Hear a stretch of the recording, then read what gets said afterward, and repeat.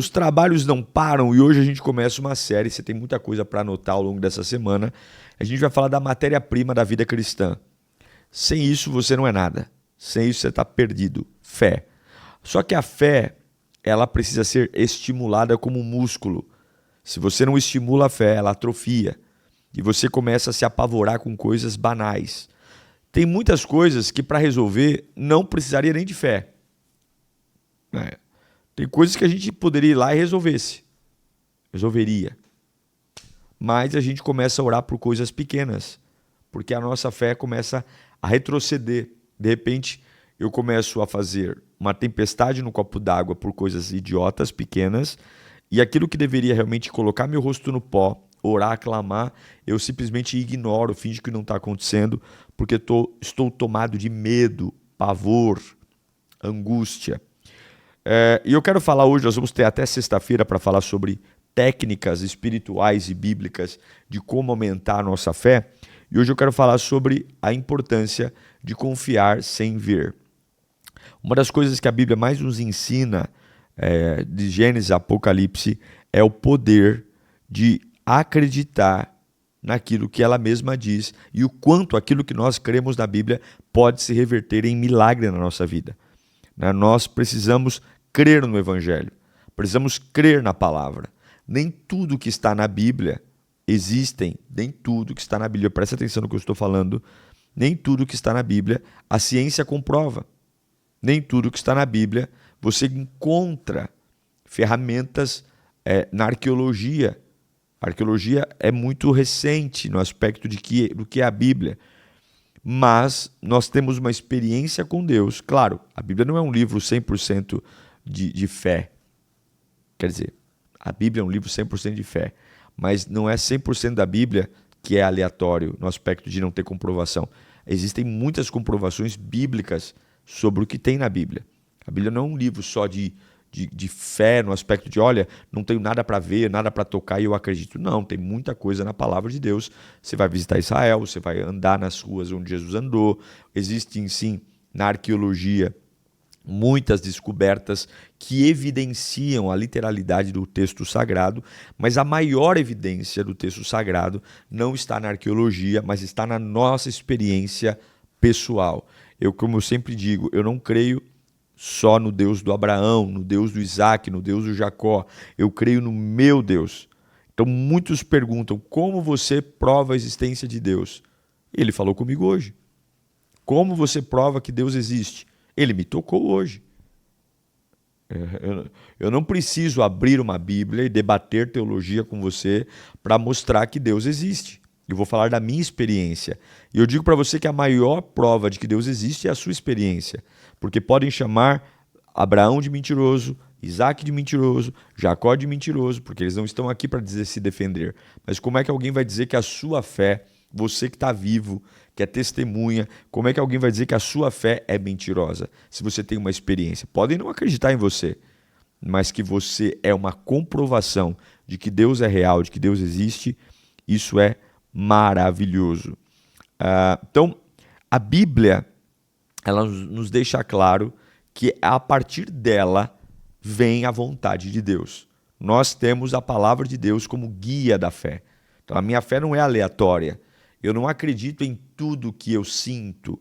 Eu acredito naquilo que a Bíblia manda acreditar e rejeito naquilo que a Bíblia manda rejeitar. Então, a fé, ela é sim mapeada. Nossa fé não é uma fé empolgada, uma fé aberta, onde cada indivíduo tem a liberdade de crer naquilo que acredita ser bom. Não. Nossa fé é uma fé mapeada pela palavra de Deus.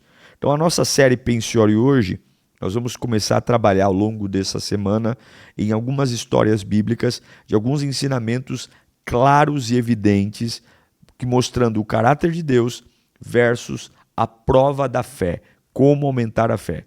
Nós vamos dar uma lida em Êxodo, capítulo 3, do versículo 1 ao versículo 14. Êxodo 3, do 1 ao 14. Manda bala, produção. Diz assim: Moisés pastoreava o rebanho do sogro Jetro, que era sacerdote de Midian. Um dia levou o rebanho para outro lado do deserto e chegou a Horebe, o monte de Deus. Ali o anjo do Senhor lhe apareceu em uma chama de fogo que saía do meio de uma sarça. Moisés viu que, embora a sarça estivesse em chama, não era consumida pelo fogo. Moisés então pensou: vou me aproximar para ver essa coisa impressionante, porque a sarça não se queima. Quando o Senhor viu que ele se aproximava para observar, Deus o chamou do meio da sarça. Moisés, Moisés. Aqui estou, ele respondeu. Então Deus disse: não se aproxime, tire as sandálias dos pés, pois o lugar que você está é terra santa. Disse mais: eu sou o Deus do seu pai, o Deus de Abraão, o Deus de Isaque, o Deus de Jacó. Então Moisés cobriu o rosto, pois teve medo de olhar para Deus. O Senhor disse: tenho visto claramente a opressão sobre o meu povo no Egito, escutado o seu clamor por meio dos seus feitores, pois me preocupo com o sofrimento deles. Por isso, desci para livrá-los das mãos dos egípcios e tirá-los daqui para uma terra boa e vasta, onde fluem leite e mel, a terra dos cananeus, dos hititas, dos amorreus e dos ferezeus, dos heveus e dos jebuseus. Pois agora o clamor dos israelitas chegou a mim, e tenho visto como os egípcios os oprimem. Portanto, agora vá e os envie ao faraó para tirar do Egito o meu povo, os israelitas. Moisés, porém, respondeu a Deus: quem sou eu para me apresentar ao faraó e tirar os israelitas do Egito? Deus afirmou: certamente estarei com você. Este é o sinal de que sou eu quem o envia. Quando você tirar o povo do Egito, vocês adorarão a Deus neste monte. Moisés perguntou: quando eu chegar diante dos israelitas e lhe disser: o Deus dos seus antepassados me enviou a vocês, e eles perguntarem: qual é o nome dele? O que lhes direi? Deus disse a Moisés: eu sou o que sou. É isto que você dirá aos israelitas: eu sou, me enviou a vocês. Uau! Depois dessa leitura bíblica poderosa do Produção, vamos aos ensinamentos. Estamos falando sobre como elevar sua fé. Esse texto é um texto clássico, Êxodo 3, que fala especificamente do chamado do grande libertador de Israel, o maior libertador, Moisés. O homem que foi tirado das águas quando sua mamãe Joquebede colocou o cesto diante do decreto de Faraó. Esse chamado é muito importante porque ele tem coisas nele que descaracterizam, por exemplo, as nossas desculpas, né? O que eu vejo, né? Normalmente as pessoas falam assim: olha, eu perdi a hora, perdi o tempo, não estou na minha melhor versão, não é o meu melhor momento, e a gente condiciona essas questões para abater a fé. Então assim, eu creio menos porque estou mais velho, eu creio menos porque não estou vivendo a melhor performance da minha vida. Eu creio menos porque isso, porque aquilo, e a gente sempre vai colocando aquelas travas. O chamado de Moisés, ele cala a boca de muita gente, porque é exatamente a forma mais improvável que tem. A primeira coisa que eu percebo é que Deus pode nos chamar para fazer algo extraordinário em qualquer momento da nossa vida, principalmente nas fases normais. Moisés, ele saiu do Egito com 40 anos, imagino que os primeiros meses pós-Egito, tinha toda aquela euforia, ele tinha realmente um porte egípcio, cultura egípcia, né, um vocabulário, mas o chamado de Deus não vem na época da polêmica, na época que ele está restaurando sua vida, simplesmente vem 40 anos depois, 40 anos depois. Depois de 40 anos que você sai do Egito, você já perdeu muita coisa do Egito, você já se descaracterizou muito, seu linguajar, sua vestimenta, sua forma. Ele estava vivendo uma vida comum, ele era um pastor de ovelhas, já tinha se casado, tinha até sogro, é ou não é? Um belo sogro, Jetro, e agora Moisés está vivendo uma vida comum. Talvez não havia nenhuma grande expectativa de um milagre, de um chamado, de uma porta sendo aberta de forma maravilhosa. E é isso que eu amo no Senhor. A vida com Deus não é uma vida patética, é uma vida cheia de emoção. E aí Moisés está um dia lá, um dia como qualquer outro, a sarça pega fogo, a sarça não se consome, ele se aproxima da sarça, é ou não é? Se aproxima da sarça, Deus fala com ele, devolve o chamado para ele, dá uma missão maior do que tudo que ele já viu na vida, voltar ao lugar de onde ele fugiu para ser um libertador do Egito. um libertador no Egito, um libertador do povo hebreu. Então, no dia a dia, Deus dá sinais. Então, nunca prenda a sua fé baseada nas suas percepções. Deus vai muito além do que você percebe, do que você repara ou do que você acha. Não limite Deus. Outra coisa que eu percebo é que Deus ama pessoas que estão ocupadas. Moisés não era um vagabundo, ele não estava em casa sentado olhando para cima, ele estava trabalhando. Ele formou família, ele estava trabalhando, ele tinha função. E Deus sempre chama pessoas ocupadas. A fé, você pode dizer, pastor, eu não sei como sair desse buraco, mas Deus quer te ver tentando sair do buraco. Eu não sei como é que eu pago essa dívida, mas Deus quer te ver tentando pagar a dívida. Nem toda ação do homem tem nela própria a garantia do êxito. Mas apesar de não ter garantia do êxito, a capacidade de tentar, de se mover, tem que ser uma constância. A fé, ela nasce de um movimento. A fé nasce de um movimento. A passividade, a inércia não é base de fé.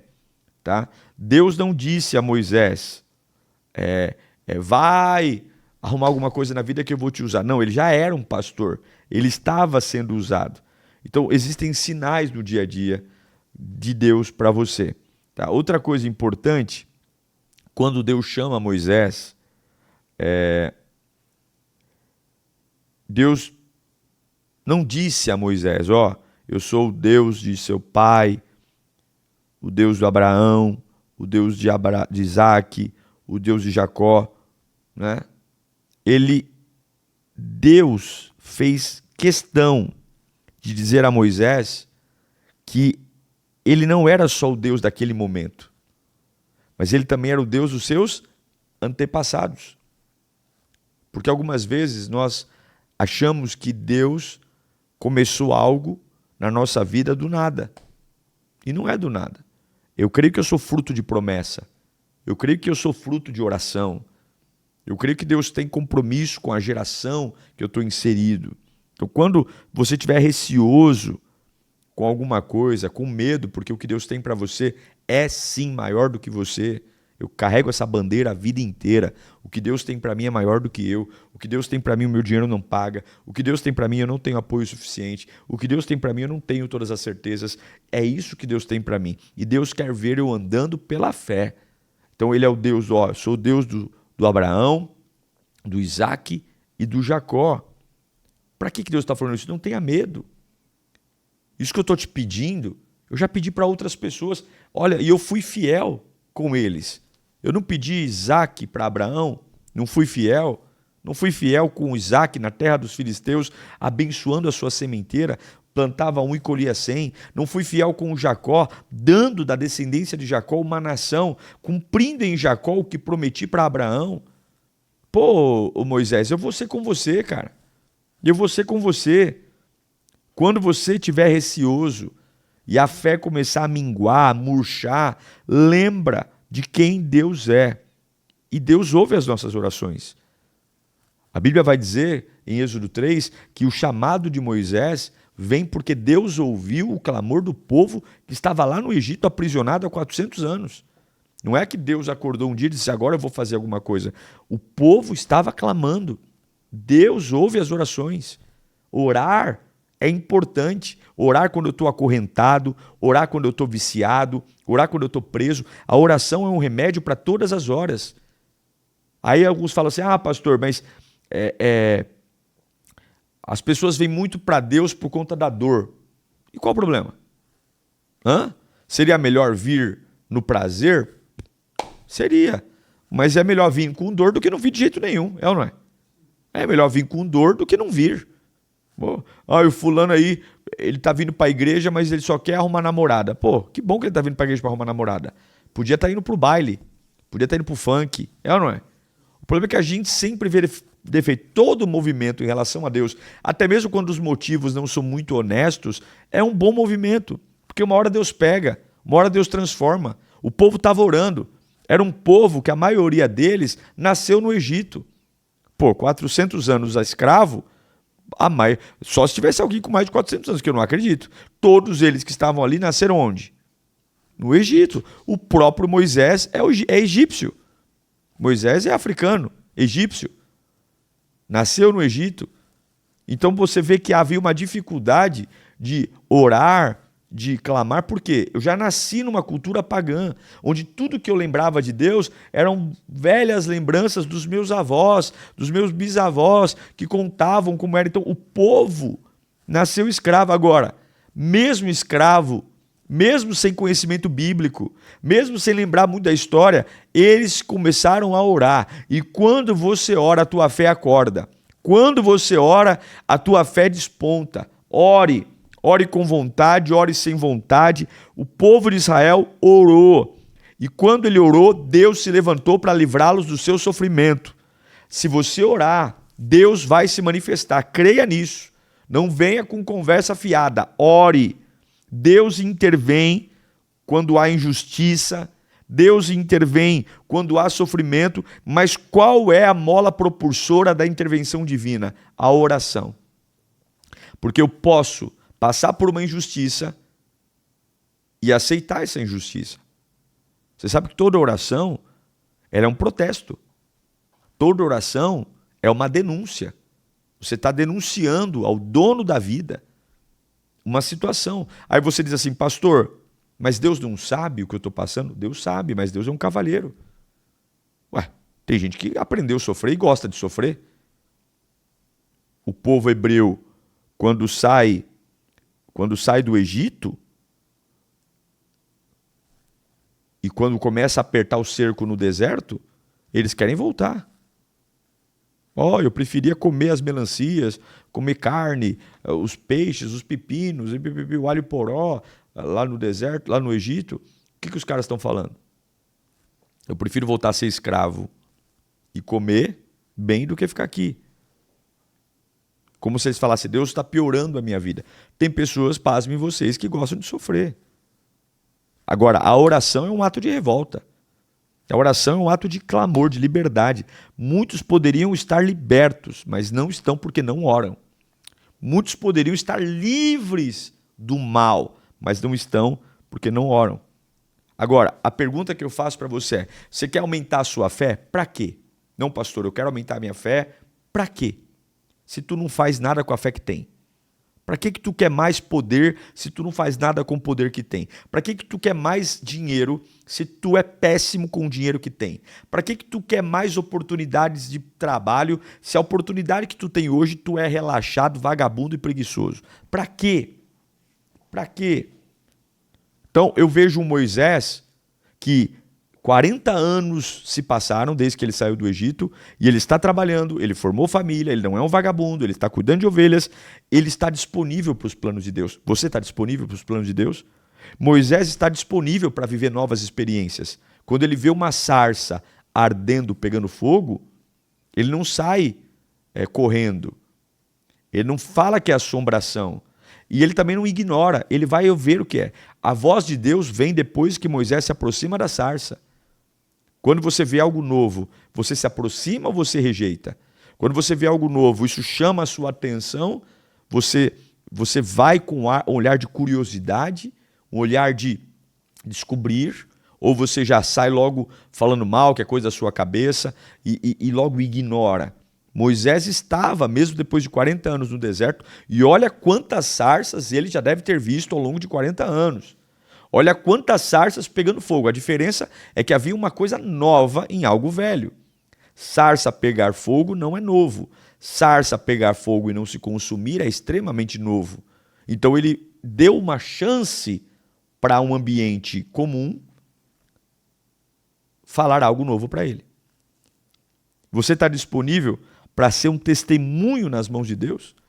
Então eu quero uma fé para quê? Para ficar rico?